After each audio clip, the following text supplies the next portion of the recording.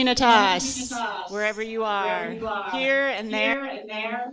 My name is My name Becky, is and I Becky, just want and to I just welcome want you to welcome to you to the the service this morning service to this our morning to our community. community. We are We are Communitas Communitas International Church International Riga, Church of Riga, and and we we love Jesus. love We love Jesus. one We love another, one another, and our and our hope and hope desire and is that desire as we is meet that as we together meet every together Sunday, every Sunday, that we engage that with we God, engage with God, engage with His engage with Word, His Word, engage with one engage with another, one another, and engage and with the engage world. with the world.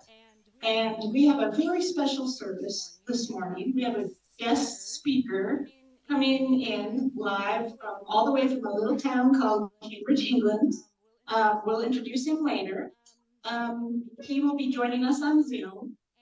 And also, we have a very unique opportunity this morning. For those of you behind the screen, you usually just see what's happening up front. But we have a very special camera operator this morning, and she's going to pan the audience. So everyone, wave, say good morning to those watching from behind the screen. So welcome to everyone who's here live and also joining from the live stream. Happy Independence Week. If you're new to Latvia, you should know that this is a very big week. Starting yesterday was our Veterans Day, and next Saturday is Latvia's Independence Day. So this is a great week to be in Latvia. Take advantage of all the activities, especially next Saturday. And if you need ideas on how to enjoy Latvia during this time, you can talk to me afterwards because I can give you a play-by-play of all the events that you should be part of. So we're going to start off with worship. We're going to have Arturus come up. He's going to lead us in worshiping God. And then we'll have some announcements afterwards. And then we will have our speaker, Pastor, teach us from the Word this morning via Zoom. So Arturus, come on up.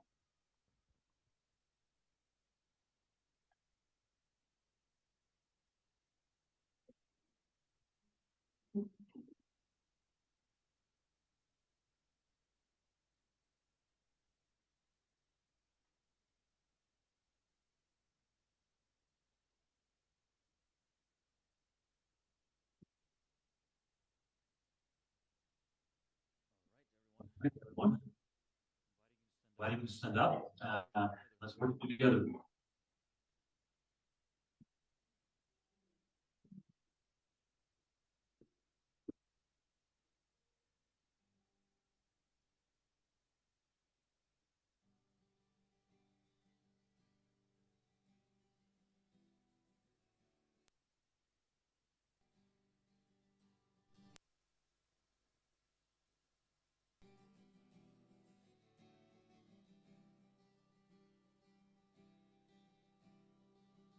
Who am I that the highest king would welcome me? I was lost, yet he brought me in his love for me. Oh, his Oh, love yes, for me. Who the sun God sets free, says free. oh, is Oh, it's free free. indeed. I'm a I'm a child child of God. of Yes, God. Yes, I I am. am. In my In my Father's Father's house, house, there's a there's a place place for for me. me. I'm a I'm a child child of God. of Yes, God. Yes, I I am. am. Free at last, Free He is last His ransomed ransom, me. His in grace His grace runs deep. runs deep. While I was While I still a was still slave a to slave sin, to sin, Jesus died for yes, me. He Yes, died He died for for me. Who me. the Who the Son Son sets sets free, free, He is He's free free. indeed. I'm a I'm a child. child of God. Yes, I am. In my Father's house, there's a place for me. I'm a child of God. Yes, I am. I am chosen, not forsaken. I am who you say I am. You are for me, not against me. I am who you say I am. I am chosen, not forsaken. I am who you say I am. You are for me, not against me. I am who you say I am. I am chosen, not forsaken. I am who you say I am. You are for me, not against me. I am who you say I am. I am who you say I am. Who the Son sets free, oh, is free indeed. I am a child of God, yes I am. In my Father's house, there's a place for me. I'm a child of God, yes I am. Who the Son? Who the Son sets free, He's free indeed. I'm a child of God, yes I am. In my Father's house, there's a place for me. I'm a child of God, yes I am.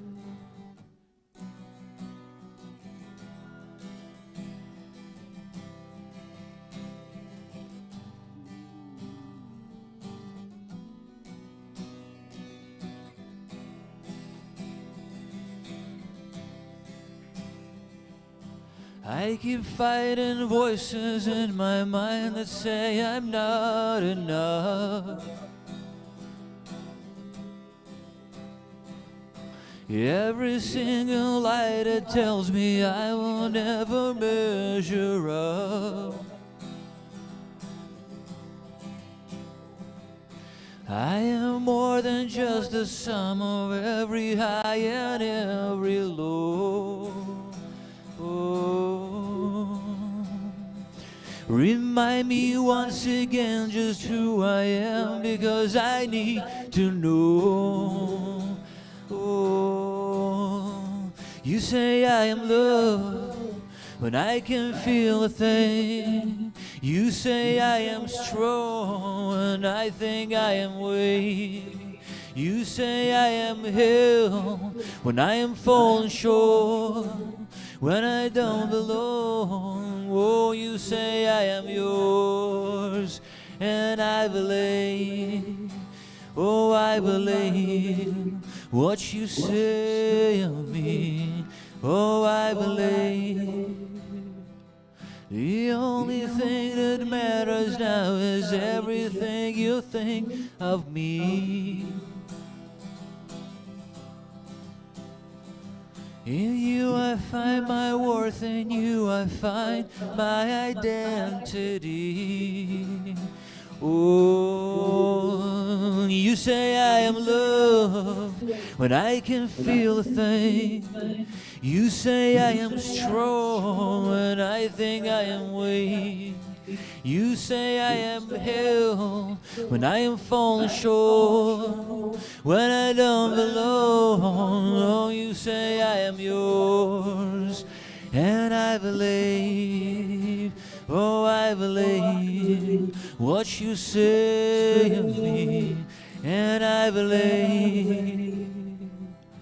Taking all I have now, I'm laying it at your feet. You have every failure, God, you have every victory. Oh, you say I am loved when I can feel a thing. You say I am strong when I think I am weak.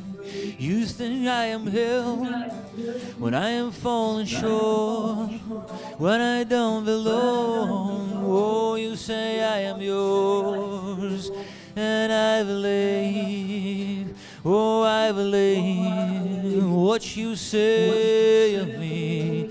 Oh, I believe. You say I am loved, I can feel the thing.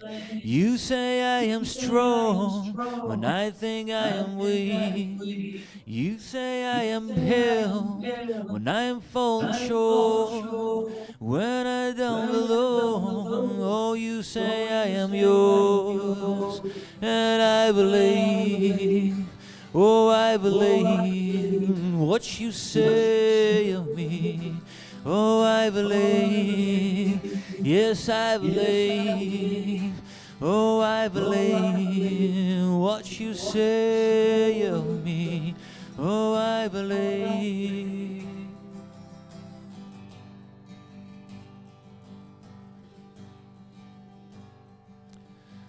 Sun sets free.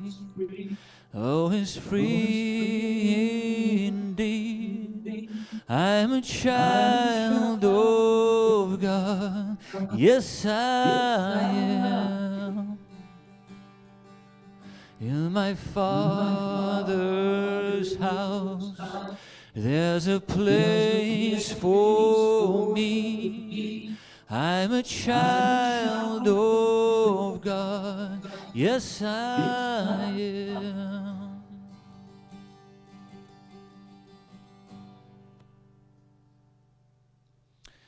From Luke 15, the parable of the lost son.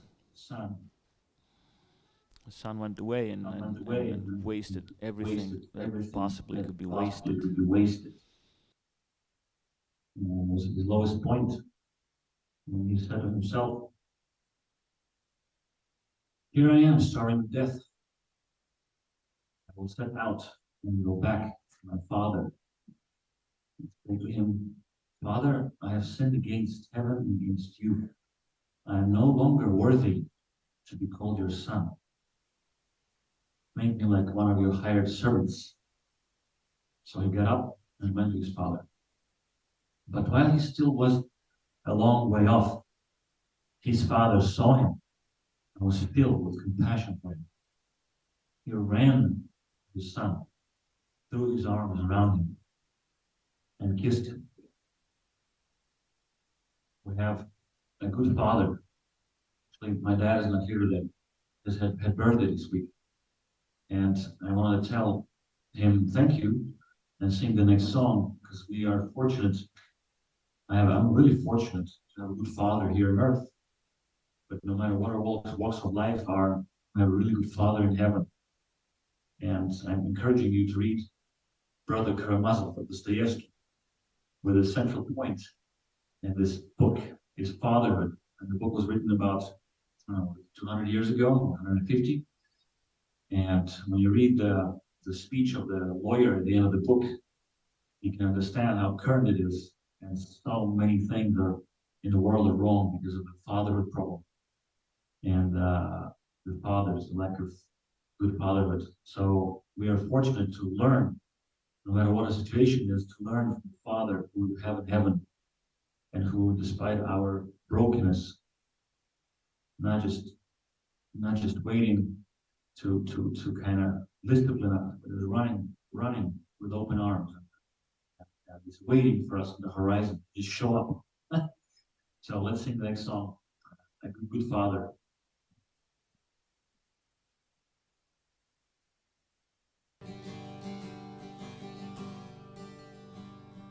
I've heard 1,000 stories of one day, think you like, but I've heard the tender whisper of love in the dead of night. You call me, that you pleased and never alone. You're a good father. It's who you are.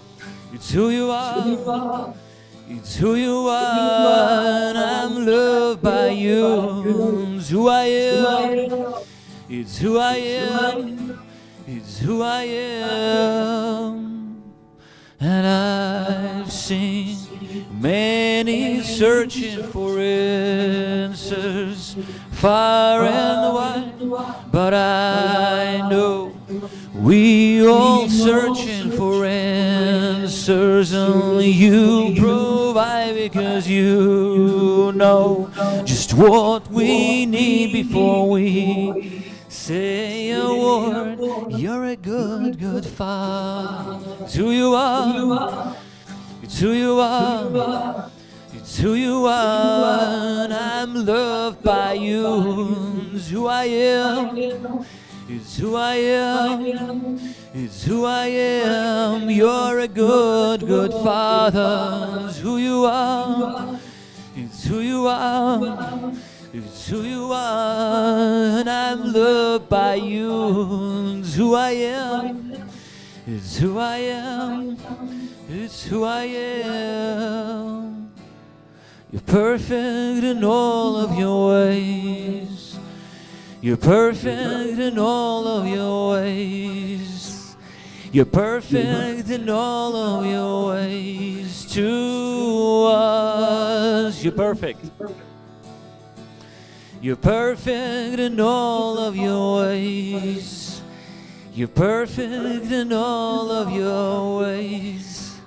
You're perfect in all of your ways to us.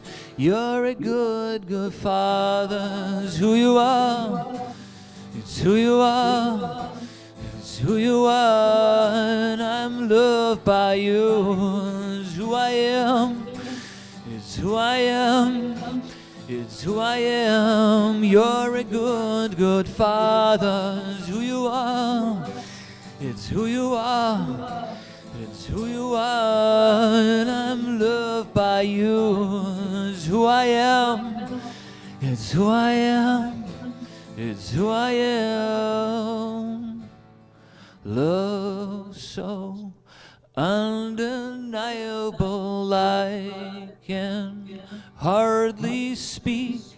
Peace so unexplainable, I can hardly think. And you call me deeper still, yes, you call me deeper still, as you call me deeper still in love, love, love. You're a good, good father. It's who you are.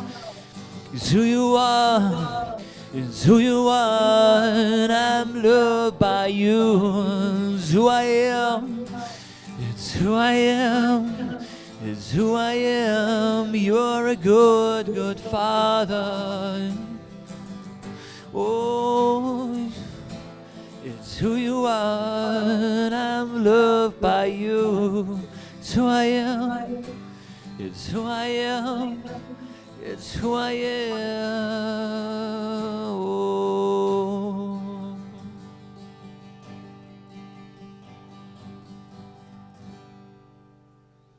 There he is. Happy birthday, Dad.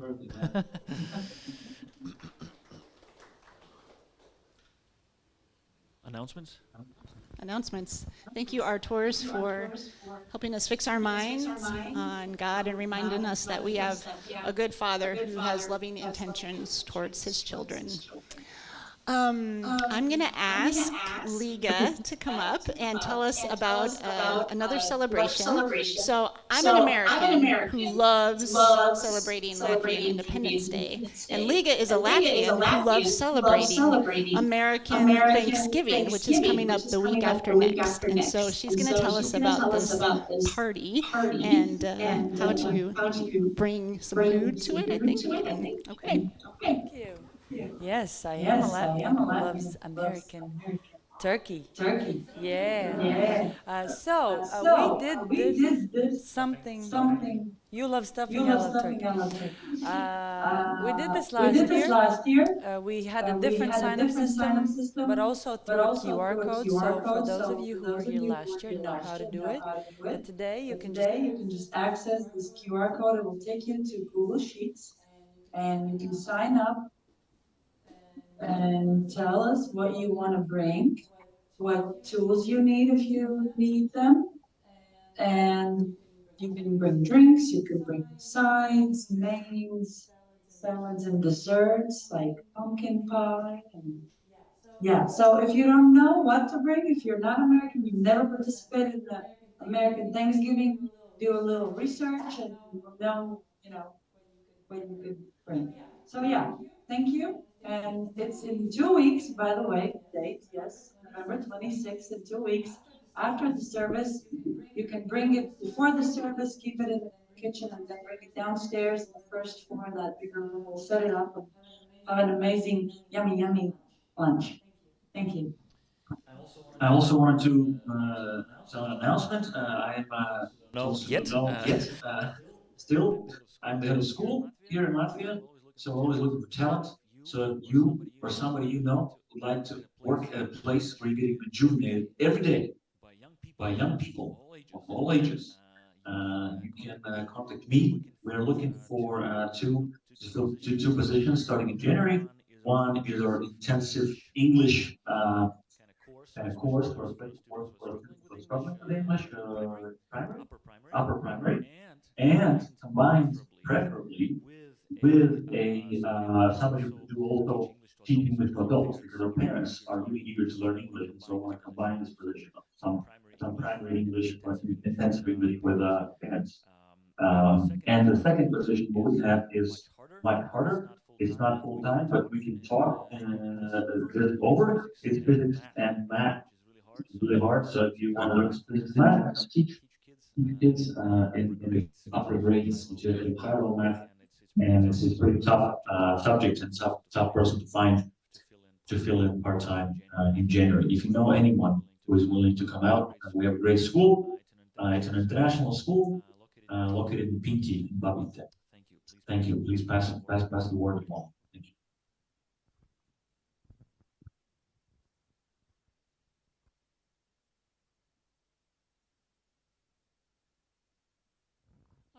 All right, so as you can see, we have our guest speaker, Pastor Mark. Zooming in, let's Zooming in, let's welcome him. If Mark were here in person, he Here would in want person, you he would want you to know to relax, enjoy the service, get up, get a cup of coffee at any time, and pretend like you're watching a movie. So, Mark, over to you. Okay. Good morning. Thanks for coming this morning. I know that you did not plan to have to listen to a talking head on screen. Probably you have to do that at school or at work more than you want to. But like Becky said, feel free to move around, get something to drink or eat or go to the toilet. I think normally when you're on a Zoom meeting, you probably just turn off your camera anyway and do whatever you want to do. So feel free to do that.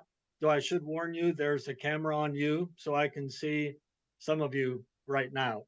But thank you for being this morning. I would, ideally have tried to find someone else who could have filled in this morning, but I wasn't able to for today. So here I am from a long way away, but thanks for being here.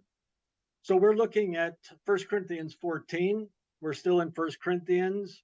We're spending several weeks on chapters 12, 13, and 14, and what Paul says about spiritual gifts. Last week, Rick talked a little bit about that, and I'm going to kind of continue with that. But I want you to think about, well, let me put it this way. Back when I was in high school and university, I had to take classes on how to learn to speak, speech classes. We had to get up in front of people, and back then, that was very nervous for me. I wasn't very comfortable standing up and speaking in front of groups. Now I have to do it all the time.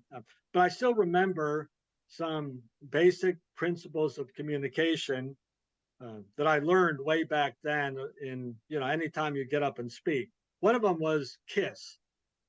And what that means is keep it simple, stupid. KISS, KISS, keep it simple, stupid. And that's just a simple reminder that when you're speaking, try not to overcomplicate things.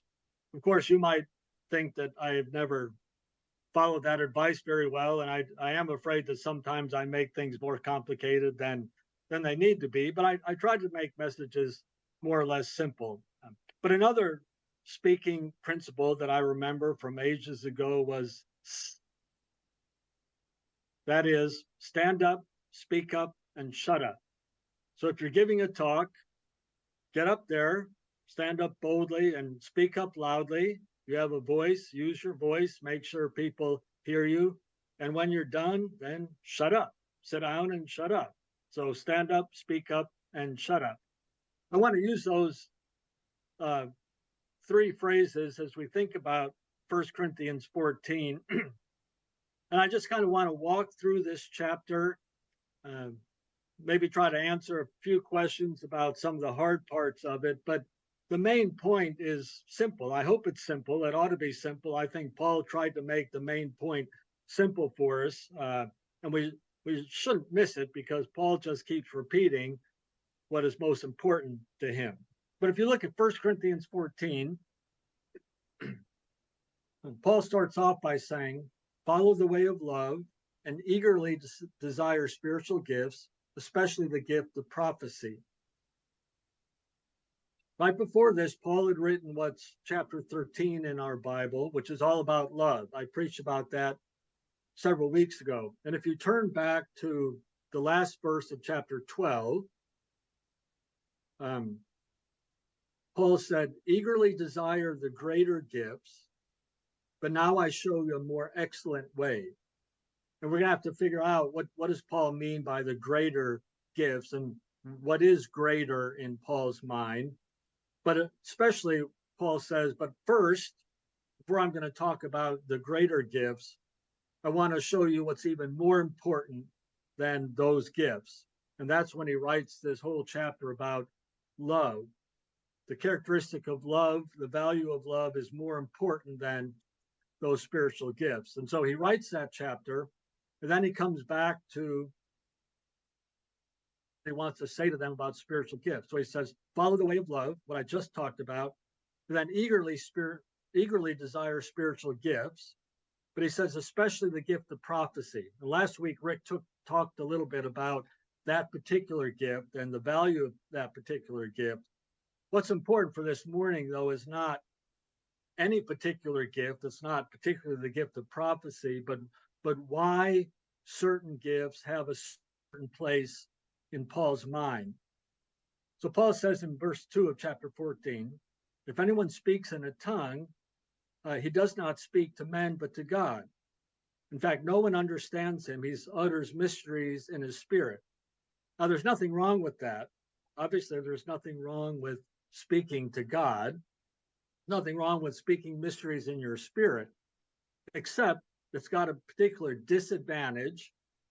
And that is when everyone is together and someone speaks in tongues, it doesn't do anyone else any good.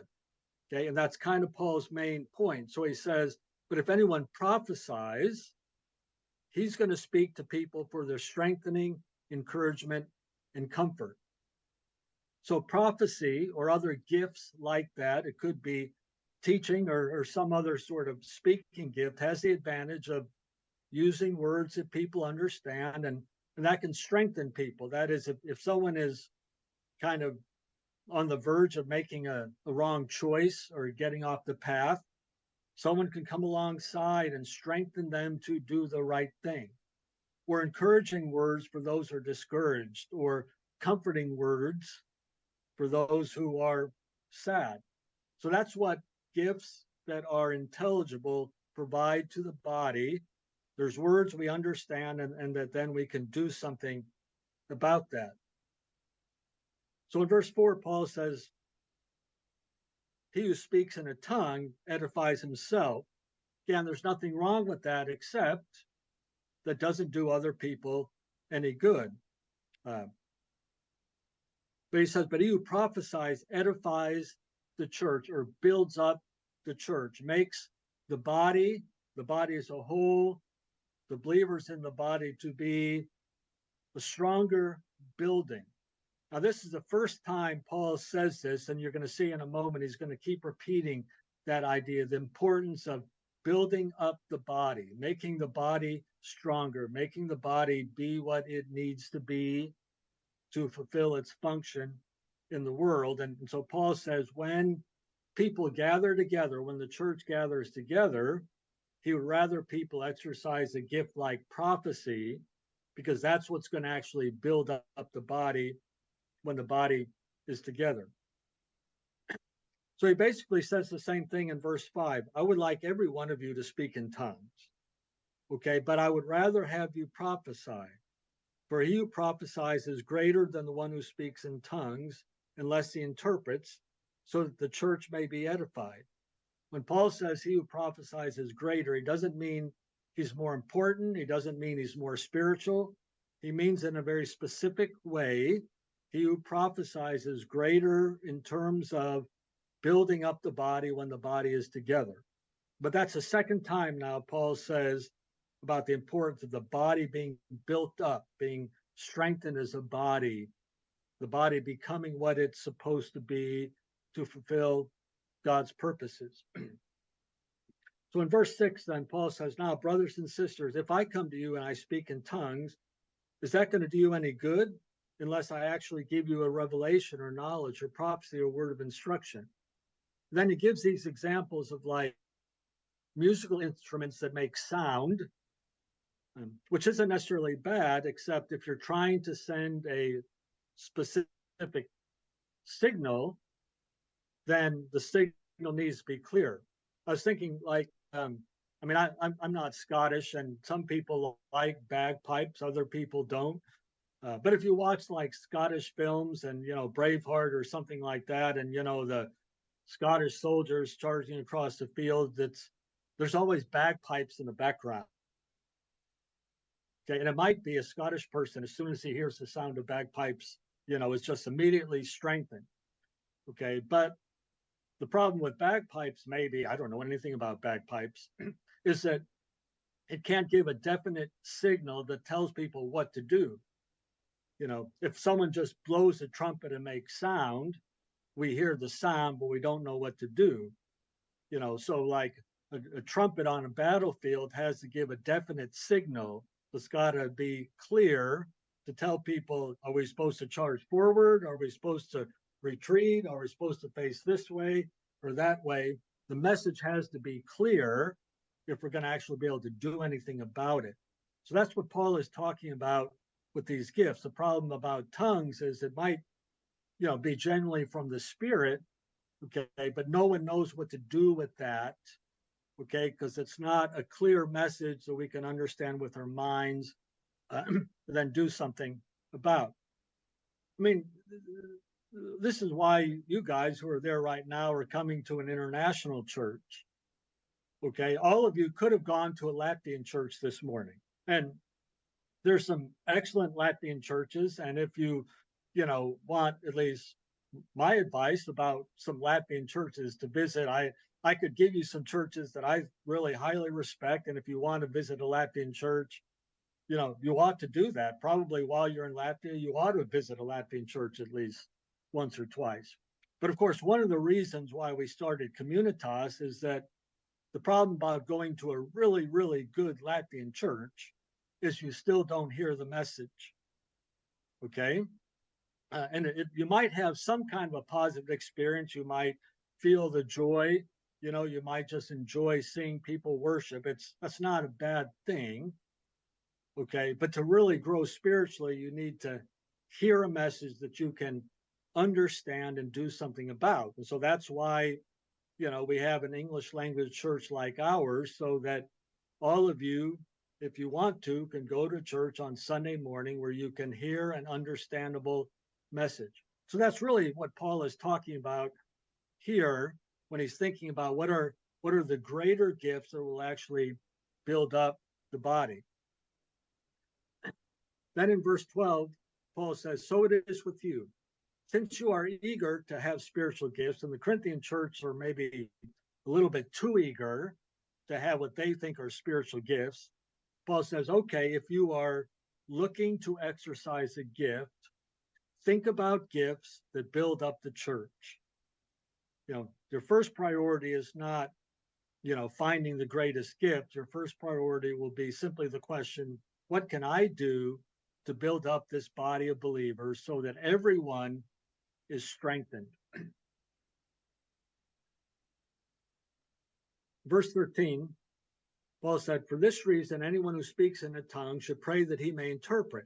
For if I pray in a tongue, my spirit prays, and that's fine. That's a good thing, except my mind is unfruitful. So what should I do? Well, I'll pray with my spirit, but I'll pray with my mind also, and I'll sing with my spirit, but I will sing with my mind also. Okay, because if you pray and sing with your mind in understandable words, then everyone else can join with you, can participate in what you're doing, and can be strengthened and built up. So again, it's about understandable words. It's about a clear message. Last week, Rick in his sermon used the word actionable. Okay, that we hear a message that is actionable. There's something we can actually do about it. And that requires a clear message that tells us this is something you can do as a result of this message. Okay, but that means the words need to be clear. It's got to engage our minds so that we can understand it and therefore do something about it. So Paul says in verse 17, you might be giving thanks and that's fine, but the other man, the other person is not edified. This is now the fourth time that Paul has talked about the importance of other people being built up, other people being strengthened, encouraged, and comforted. This is what chapter 14 is about in 1 Corinthians. It's about the body of Christ, the church, being strengthened, being built up, becoming the kind of people that God wants them to be. So verses 18 and 19 is just kind of a summary of what Paul has said so far. He says, I thank God that I speak in tongues more than all of you, but in the church. Okay, so Paul speaks in tongues. Maybe when he's by himself, when he's praying, he might pray in tongues. And again, that's fine. But Paul says, but in the church, I would rather speak 5 intelligible words to instruct others than 10,000 words in a tongue. Again, Paul isn't thinking about his own personal spirituality. He's thinking more about the others, the body, and what he can do to build up all of those around them. All right, then the next few verses is kind of a really hard section in this chapter. It's a lot of good thinkers have different opinions about it, or some people are not sure what Paul is trying to say at all, but I want to try to explain what Paul is communicating here, because it's actually very, very practical for us. For us at Communitas, what Paul says here really determines some of the things that we do or don't do on a Sunday morning. So in verse 20, Paul said, brothers, stop thinking like children. In regard to evil, be infants, okay? But in your thinking, be adults. Okay, there are ways in which we are supposed to be children. Jesus said, unless you become like a child, you can't follow me. Okay, so there's ways in which we should be childlike, but other ways in which we should not be childlike. And Paul says, in your thinking, we've got to think, we've got to grow up, we've got to mature in our thinking. So Paul says, in the law it's written, and he's quoting here from Isaiah chapter 28. Through men of strange tongues and through the lips of foreigners, I will speak to this people. But even then, they won't listen to me, says the Lord. So Paul says, tongues then are a sign, not for believers, but for unbelievers. Prophecy, however, is a sign for believers, not for unbelievers.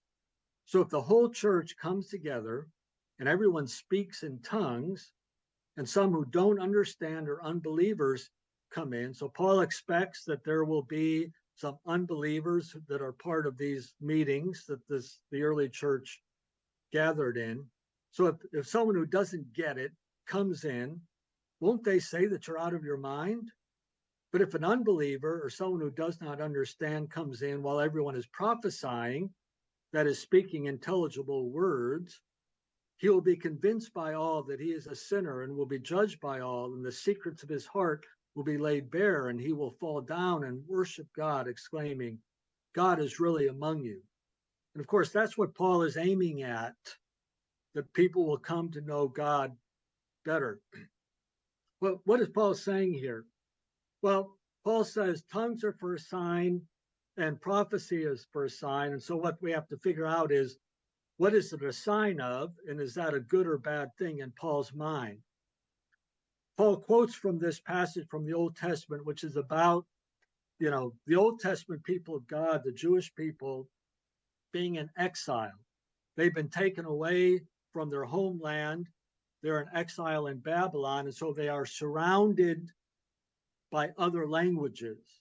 They are not in their homeland, and their mother tongue is not being spoken around them. Their lives are lived as foreigners listening to a language they don't know.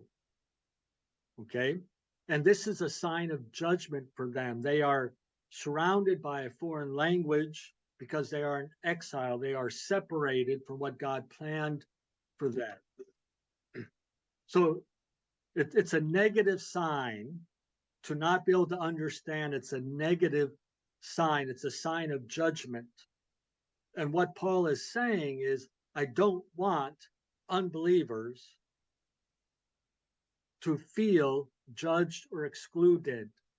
I don't want unbelievers who come to your meeting to feel like the Jewish people in exile who are under God's judgment.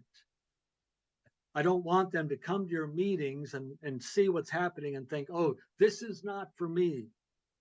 Paul doesn't want that sign to outsiders to feel like they are excluded. He wants them to feel like they are included, like this meeting is for them and there's a message for them. And through that, they can find God. Okay. And so Paul's concern is that what the body does as it's together will not put people off. Okay. And one of the things I often think about, and we often think about, at Communitas is, are we a community where you could invite your friends who don't know Jesus yet? Would you feel comfortable to invite people on Sunday morning? Not that the most important thing you can do is invite your friend on Sunday morning. Okay, if you want your friends to find Jesus, the best way they're going to find Jesus is through you. Okay, not through coming on Sunday morning. You are the best communication of the gospel to your friends. But if you feel like it would help the process of your friends finding Jesus, that you would invite them to our service, we don't want to make that hard for you.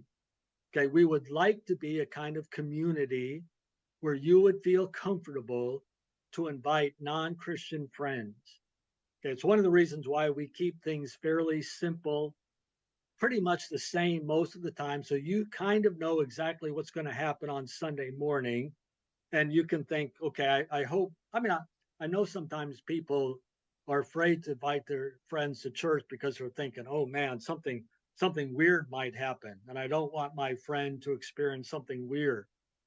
Okay, so we hope not to be too weird. Okay, we're maybe a little bit weird. All right, but we would like to be a community, where you would feel comfortable to invite friends if you feel like that would help them in their journey to Jesus. We don't want to create a barrier. Okay, so there's a number of things that we do. It's because of the process of thinking through what might be best for people to come. This is a minor detail, but there's a reason we start our services at 10:30. A lot of churches start at 11 o'clock. We start at 10:30. The reason we start at 10:30 is so that we can always be done by 12 noon. And we can always tell people we're done at 12. Some of you, I know that doesn't matter to you. Some people come from churches, you have long services and you're you like to stay and you'll have lots of songs and multiple preachers, and that's fine. But there are some people in the world that, they're very time conscious.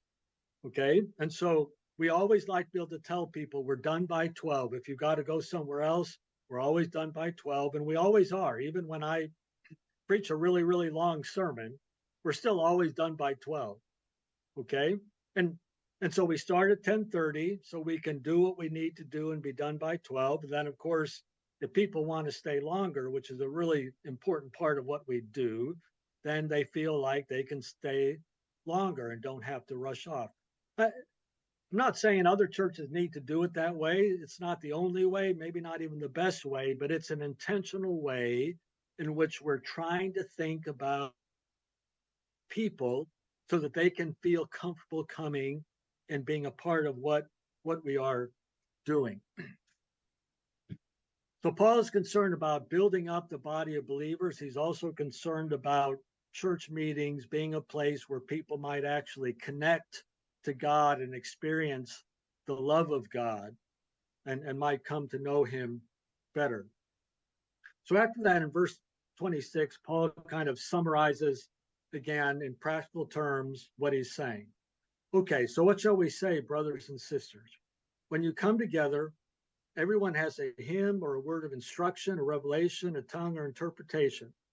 Okay, everyone can have something to interpret or to contribute, but he says, all of these must be done for the strengthening of the church. So this is now the fifth time that Paul has talked about the strengthening, the building up of the church. This is Paul's concern, not so much what gift, but simply that whatever gifts or actions, they're done to build up others. So when we think about that, stand up, speak up, and shut up, kind of what I've been talking about is standing up and speaking up. Not so much in speaking, but stand up and contribute, or speak up. And it doesn't have to be on a Sunday morning service. We kind of, again, intentionally keep Sunday morning simple. Okay, but you can use your speaking gifts in a lot of different ways. Just talking to people before or after the service, speak up. Probably in January or after the new year, we'll try to get Sunday school going again, and we'll need some people to take turns teaching kids in Sunday school. This is your chance to speak up. This is your chance to practice some gifts, or just stand up and make your body available to build up the body of believers. Now, here's the thing that might be difficult for some of you when you're like first coming to our church and you want to get involved and you're wondering is there a list of jobs that we can do? And the truth is there's not necessarily this, long list of, here's 20 activities, choose one and do it. We intentionally don't have that. In fact, some people, when they come here to Communitas, who maybe come with a lot of ministry experience, they sort of very quickly look for a position or a title, and they're used to being called this in their church, whatever that is, and they would like something similar, here at Communitas. But the truth is, we don't have a lot of titles and positions that we're giving to people.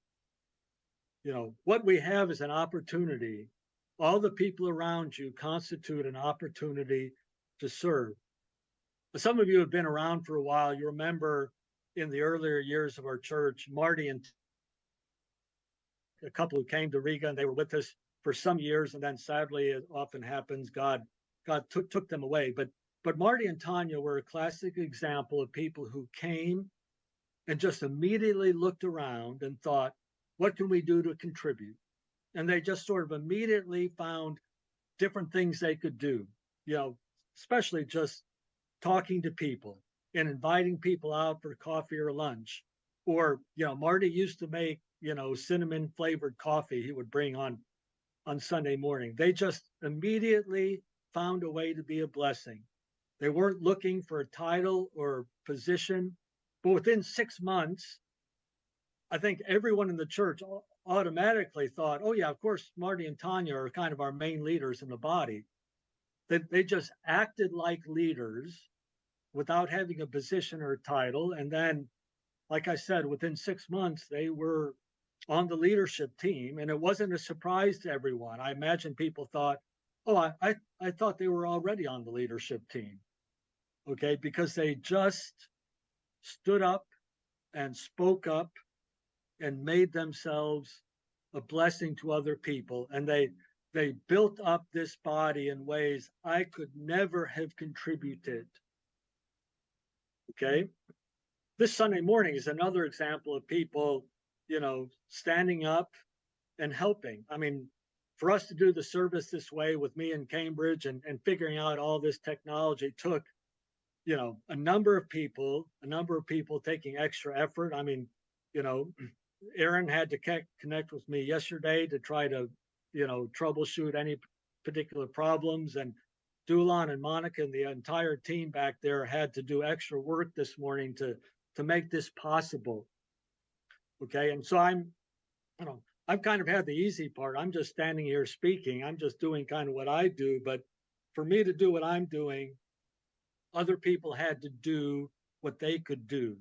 And they did what they could do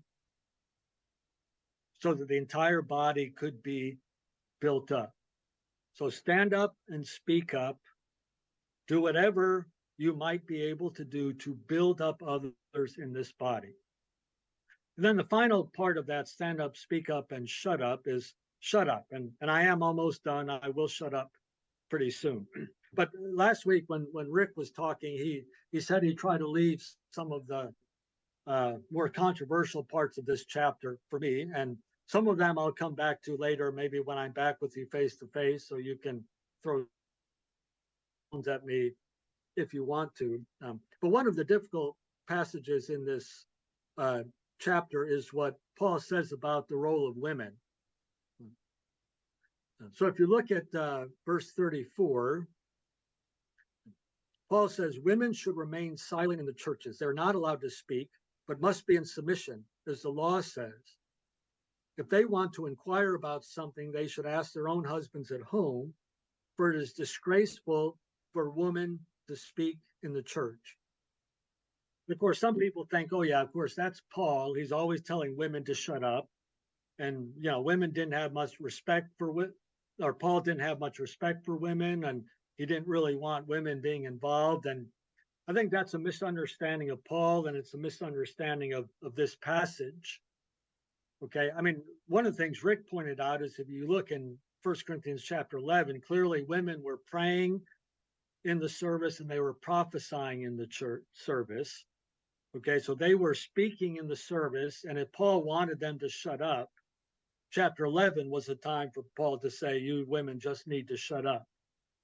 Okay, in this text in chapter 14, Paul is not giving an absolute, shut up to women in the church. Okay, and you can see that by the previous times when Paul uses those same words. So if you back up a little bit to verse 27, Paul says, if anyone speaks in a tongue, 2 or the most 3 should speak, one at a time, and someone should interpret. But if there is no interpreter, the speaker should keep quiet or keep silent. Okay, so Paul says to people with the gift of tongues, you might need to shut up. That's not an absolute prohibition for people to speak. He's just saying, speak up under these conditions, and if these conditions don't exist, then you might need to be quiet for a time period. In this case, don't speak in tongues unless there's an interpreter, but if there's an interpreter, then you should speak up. Okay, but when Paul says keep silent, it's not absolute. Then Paul says the same thing about prophets. 2 or 3 prophets should speak, and others should wait carefully what is said. But if a revelation comes to someone who's sitting down, then the first speaker should stop, should be quiet. Okay, you can all prophesy in turn so that everyone may be instructed and encouraged. So Paul says to people who have the gift of prophecy, you can speak up, Okay, except if God gives a prophecy to another person, then you need to shut up. You need to be quiet. But you understand it's not an absolute shut up. It's just for right now, for a particular period, for a particular purpose, you need to be quiet. That's what Paul is doing here about, the role of women. He's not saying women need to absolutely shut up in the service. Okay, Paul values the contribution of women.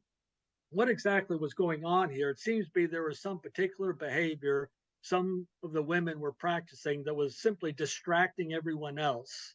The way that they were speaking in church, maybe asking questions of their husband and kind of this loud whisper and so forth. It was disturbing the meeting. And so Paul was saying in that situation, we kind of need the women to be quiet. Okay. But for standing up, speaking up, and shutting up, the point is the purpose. The point is that the body of Christ is built up. And so our obligation is whatever we do on Sunday morning or anytime we're interacting with the body, we're simply asking ourselves, what can we do to build up others? Okay. And so right now where you sit, just kind of look around. Okay. You're surrounded by people who need a word of strengthening, who need a word of encouragement, who need a word of comfort. And in a moment, very soon, I'm going to shut up. Okay. And when I shut up, there will be an opportunity for you to speak up. When the service is dismissed, stand up, literally, and speak up, literally. Okay. And find someone who needs a word of strengthening or encouragement or comfort. Right now, you can contribute to this body to make it the kind of body you want it to be. Every one of you is gifted to do that. Every single one of you has something to contribute. Even if it's not up front, that really doesn't matter. The body needs you. People in this body need you, and you have something to contribute to one another that I can't contribute, but you can. Okay, so when the service is over, stand up and speak up and build up one another. Lord, I thank you for this word. I thank you for the encouragement of Paul and the open door that he gives us to use our gifts, whatever they might be. And I pray, Lord, this simple truth that we will open our eyes to the people around us and we will do what we can to build them up, to strengthen them to be the people that you want them to be, to experience your love, your grace, and your power to live their lives effectively in this world. Thank you for your good gifts, Father. Amen. With that, I turn you back over to Arturs.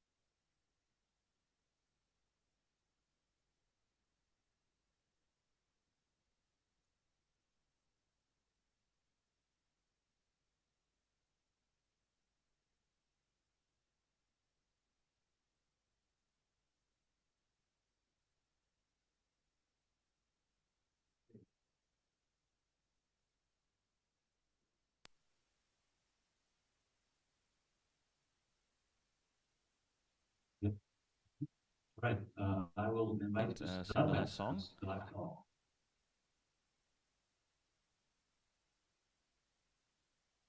Father, let me be your servant. Service. It's an a cappella song, no music.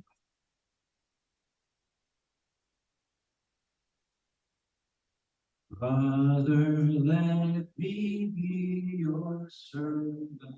Let me be as Christ to. That I might have the grace to let you be my servant too. We are pilgrims on a journey. We are brothers on the road. We are here to help each other walk the mile and bear the load. I will hold the Christ light for you in the night time of your fear. I will hold my hand out to you, speak the peace you long to hear. I will weep when you are weeping, when you laugh, I laugh with you. I will share your joy and sorrow till we've seen this journey through. When we sing to God in heaven, we shall find such harmony, born of all we've known together, of Christ's love and agony. Brother, let me be your servant, let me be as Christ to you. Pray that I may have the grace to let you be my servant too.